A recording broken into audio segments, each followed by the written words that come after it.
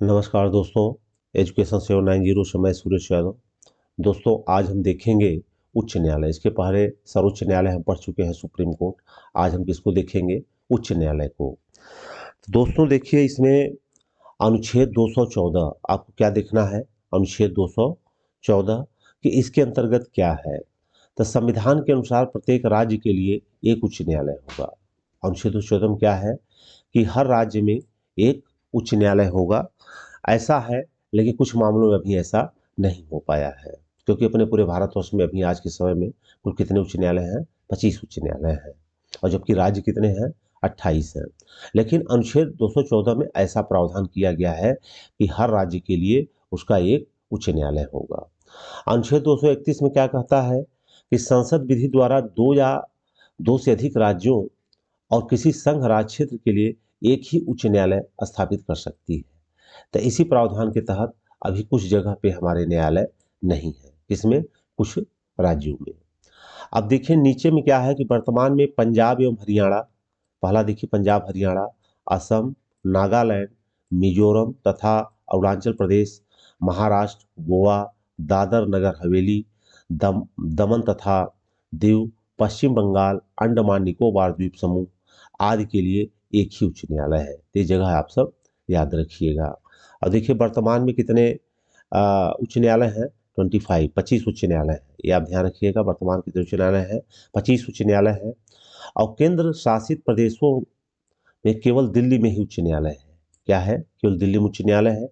प्रत्येक उच्च न्यायालय का गठन एक मुख्य न्यायाधीश तथा अन्य न्यायाधीशों से मिलकर किया जाता है, मिलाकर किया जाता है। इनकी नियुक्ति राष्ट्रपति के द्वारा अनुच्छेद 217, ये अनुच्छेद जरूर आप याद रखिएगा, अनुच्छेद 217, भिन्न भिन्न उच्च न्यायालयों में न्यायाधीशों की संख्या अलग हो सकती है। ये भी आपको याद रखने की बात है। सबसे ज़्यादा जो न्यायाधीशों की संख्या है वो कहाँ पे है? इलाहाबाद हाई कोर्ट में। किसमें है? इलाहाबाद हाई कोर्ट में।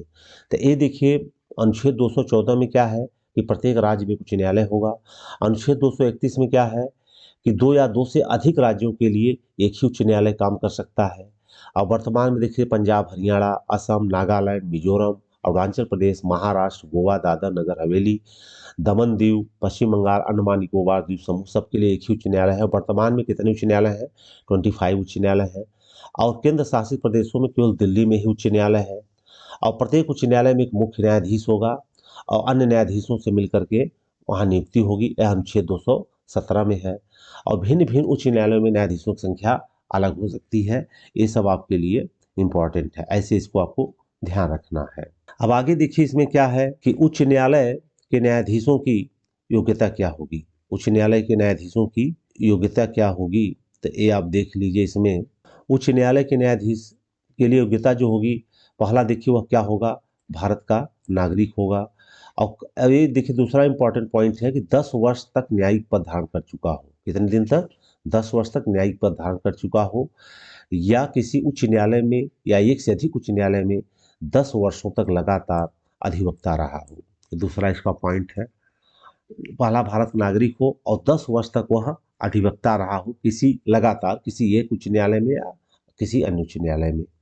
और उच्च न्यायालय के न्यायाधीश को उस राज्य जिसमें उच्च न्यायालय स्थित है राज्यपाल राज्यपाल क्या दिलाता है? शपथ दिलाता है। ये ध्यान रखिएगा।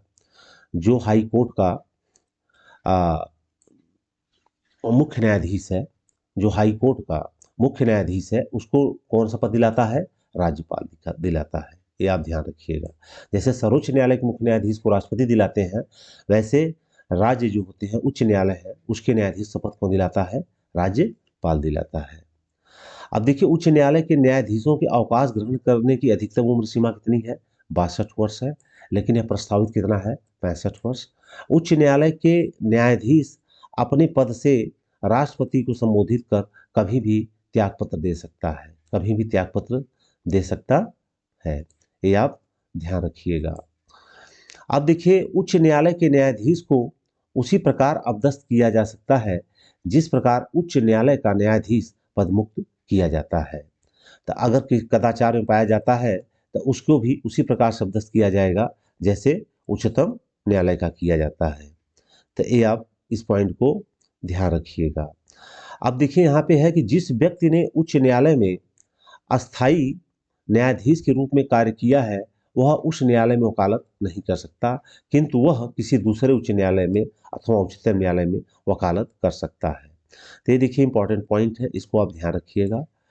इसको आप ध्यान रखिएगा कि उच्च न्यायालय का जो न्यायाधीश है यह जिसमें अस्थायी रूप से रहा है वहां वकालत नहीं कर सकता, लेकिन किसी दूसरे उच्च न्यायालय में कर सकता है। कई बार स्टेटमेंट के रूप में आया है, तो ये आप सब जरूर ध्यान रखिएगा।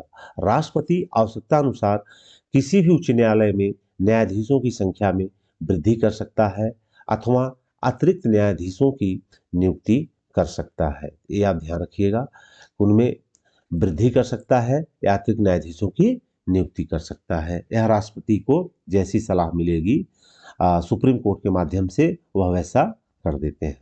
अब देखिए यहाँ पे अगला जो पॉइंट आपको देखना है वह है कि राष्ट्रपति उच्च न्यायालय के किसी अवकाश प्राप्त न्यायाधीश को भी उच्च न्यायालय के न्यायाधीश के रूप में कार्य करने का अनुरोध कर सकता है। तो जो अवकाश में है उनको उच्च न्यायालय में कार्य करने के लिए अनुरोध कर सकता है। अब देखिए अनुच्छेद 215, उच्च न्यायालय एक अभिलेख न्यायालय होता है। उच्च न्यायालय क्या होता है? एक अभिलेख न्यायालय होता है। उसके निर्णय आधिकारिक माने जाते हैं तथा उनके आधार पर न्यायालय अपना निर्णय देता है। भारत के मुख्य न्यायाधीश से परामर्श कर राष्ट्रपति उच्च न्यायालय के किसी भी न्यायाधीश का स्थानांतरण किसी दूसरे उच्च न्यायालय में कर सकता है।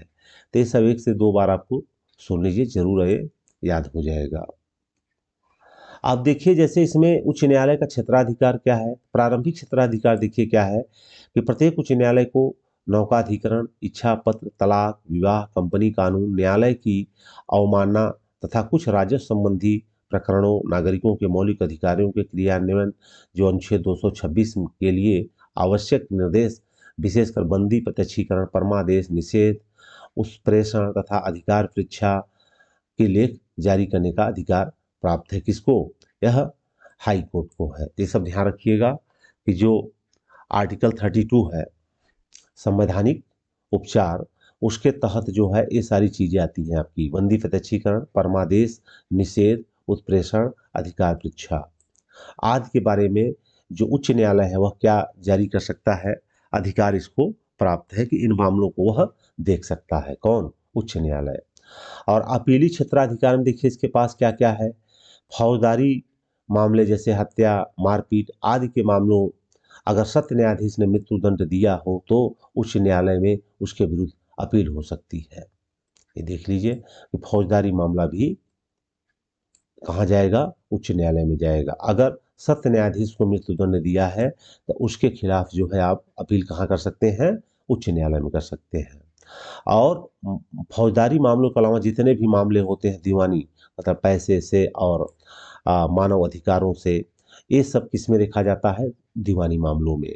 तो इसमें उच्च न्यायालय में उन सब मामलों की अपील की जाती है जो 5 लाख रुपए या उससे अधिक संपत्ति से संबंध हो। 5 लाख या उससे अधिक संपत्ति से संबंध हो। उच्च न्यायालय पेटेंट और डिजाइन, उत्तराधिकार, भूमि प्राप्ति, दिवालियापन, संरक्षकता आदि मामलों की भी अपील सुनता है। ये देखिए इसके क्षेत्राधिकार है, इसके उच्च न्यायालय के। उच्च न्यायालय में मुकदमों का हस्तांतरण, उच्च न्यायालय में मुकदमों का हस्तांतरण कौन सा होगा? तो आप देखिए कि यदि किसी उच्च न्यायालय को ऐसा लगे कि जो अभियोग अधीनस्थ न्यायालय में विचाराधीन है वह विधि के किसी सारगर्भित प्रश्न से संबंध है तो उसे अपने यहाँ हस्तांतरित कर या तो उसका निपटारा स्वयं कर देता है या विधि से संबंध प्रश्न को निपटाकर अधीनस्थ न्यायालय को निर्णय के लिए वापस भेज देता है। तो यह भी देखिए किसको अधिकार प्राप्त है? उच्च न्यायालय को। कि जैसे मान लीजिए उससे जो अधीनस्थ न्यायालय है जो भी कार्य हो रहा है, अगर इसको लगता है कि इसको हमें अपने यहाँ लेकर के उसका तीव्र गति से निपटारा करना है तो अपने यहाँ लेकर के उसके पर फैसला दे करके फिर वह कहाँ कर देता है? अधीनस्थ न्यायालय के पास भेज देता है। यह भी एक अधिकार किसको है? उच्च न्यायालय को है। किसको है? उच्च न्यायालय को है।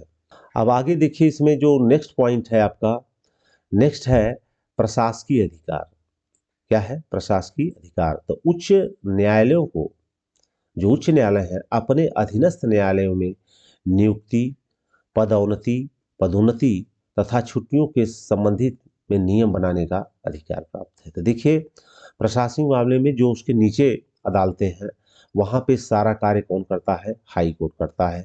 कि जैसे उनकी नियुक्ति, उनकी डिमोशन करना है, उनको प्रमोशन देना है और छुट्टी के बारे में ये सारे नियम कौन लागू करेगा? High court. कौन करेगा? High court.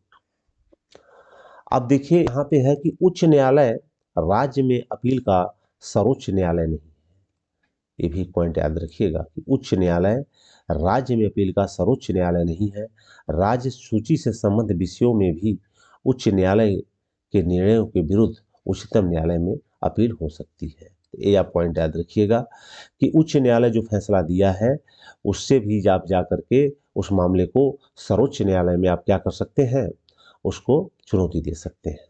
तो ये भी देखिए, इस पॉइंट का आप याद रखिएगा जो ये पॉइंट दिया हुआ है कि यह राज्य का सर्वोच्च नहीं है।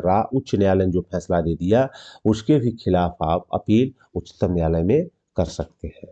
तो ये देखिए हाई कोर्ट के इंपॉर्टेंट पॉइंट एक ये भी था। तो दोस्तों, ये थे हाई कोर्ट से संबंधित प्रश्न, और यहाँ से भी स्टेटमेंट में प्रश्न जरूर बनते हैं और जो कुछ हाईलाइटेड आर्टिकल थे वहाँ से भी प्रश्न बनता है। तो दोस्तों, अगर ये अच्छा लगा है तो आप सब इसको लाइक कर दीजिएगा, चैनल का सब्सक्राइब कर लीजिए, बेल आइकन को प्रेस करिए और अपने कुछ कमेंट दीजिए और ज़्यादा से ज़्यादा इसको शेयर करिए। बस यही आप सबसे विनम्र निवेदन है। बाकी जय हिंद, जय भारत। फिर मिलेंगे नेक्स्ट वीडियो के साथ।